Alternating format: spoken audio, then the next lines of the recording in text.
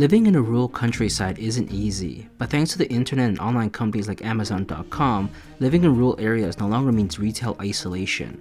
With a few clicks, anybody living in the rural countryside is able to buy the latest video games, books, blockbuster Blu-ray movies, and various home electronics and kitchen gizmos and gadgets.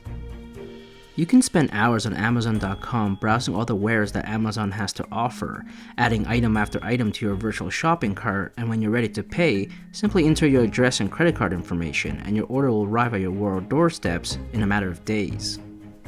But what was the retail shopping experience like before the time of online retailers like Amazon.com, or heck even before the time of the internet and widespread adoption of automobiles and department stores? How was retail shopping in rural America at the turn of the 20th century when horse-drawn power still dominated and over 70% of Americans lived in rural America? Well, it wasn't quite as extensive or as convenient as Amazon.com, to put it lightly. Most small rural towns were monopolized by a single local store that had a limited selection of goods to sell.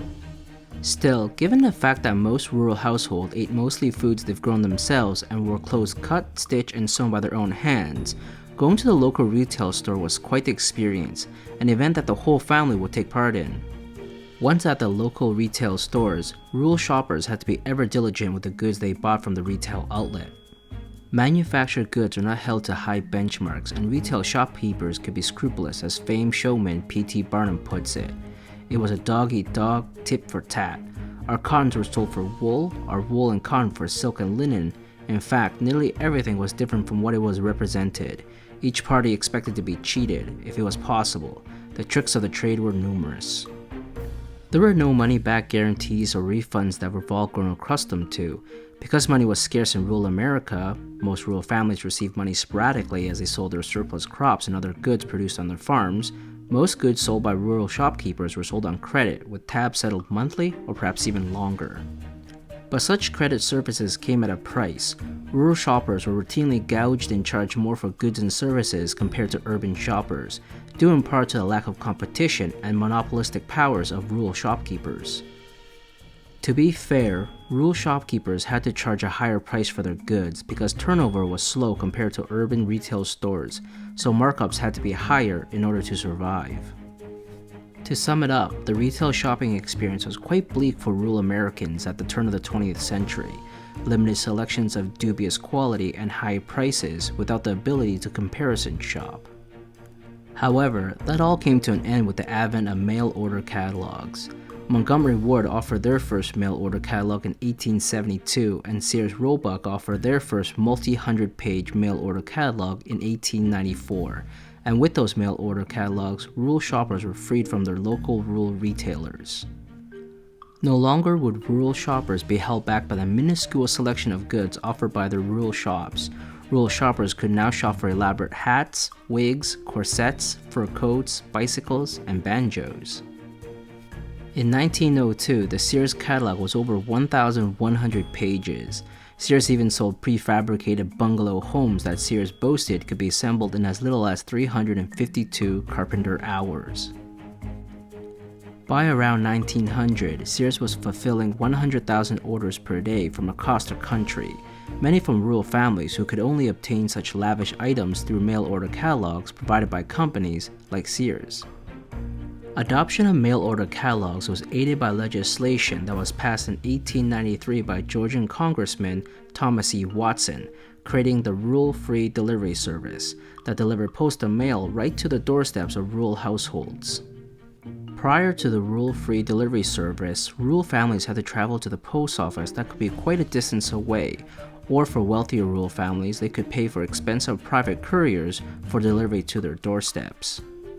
But thanks to the Rural Free Delivery Service, home delivery and shopping by mail-order catalogs became an everyday convenience.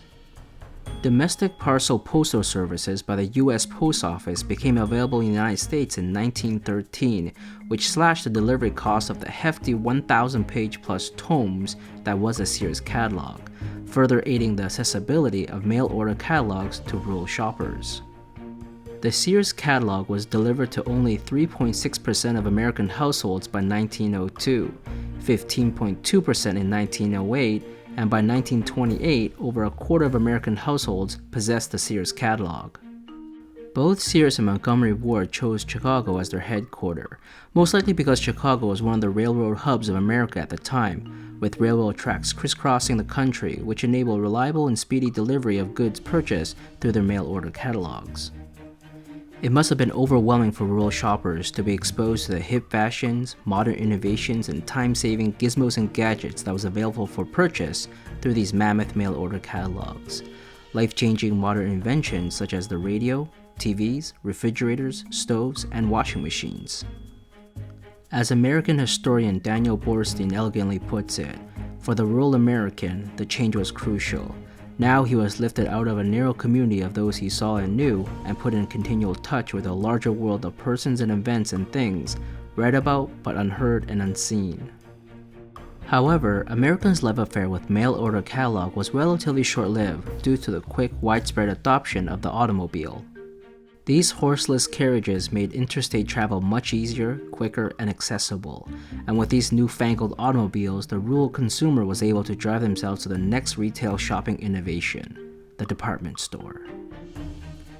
Thanks for watching. Please consider liking and subscribing to the Strange World of Econ channel. It's a great free way to support the channel so I can bring you guys even more interesting stories from the Strange World of Econ. Till next time.